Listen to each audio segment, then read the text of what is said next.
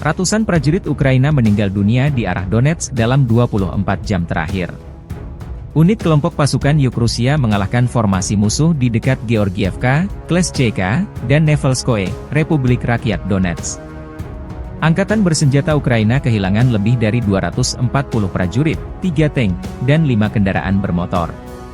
Selama peperangan kontra baterai, 1 sistem artileri M777 buatan Amerika Serikat, 1 howitzer M198 buatan AS, dan 1 senjata FH-70 buatan Inggris dinetralkan.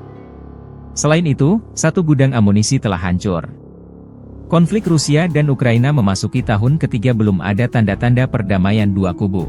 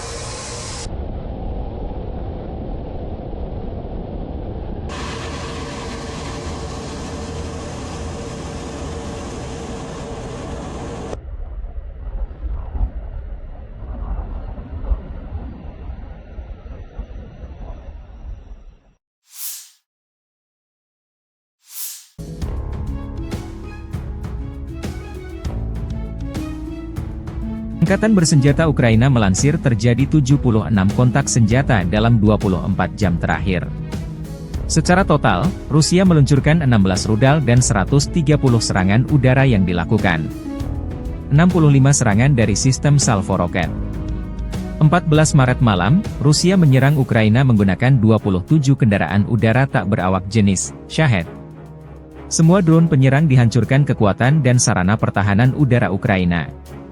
Angkatan Udara Ukraina juga menyerang 4 area personel Rusia terkonsentrasi. Staf Umum Angkatan Bersenjata Ukraina 15 Maret, melansir Rusia kehilangan total 428.420 tentara di Ukraina sejak awal invasi besar-besaran 24 Februari 2022. Jumlah ini termasuk 580 korban yang diderita pasukan Rusia dalam sehari terakhir.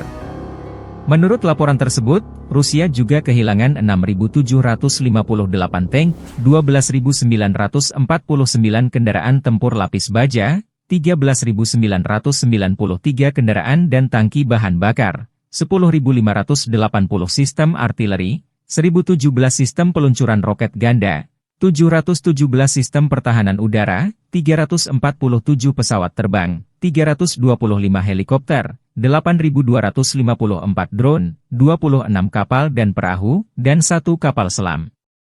Konflik Rusia-Ukraina memasuki tahun ketiga belum ada tanda-tanda perdamaian.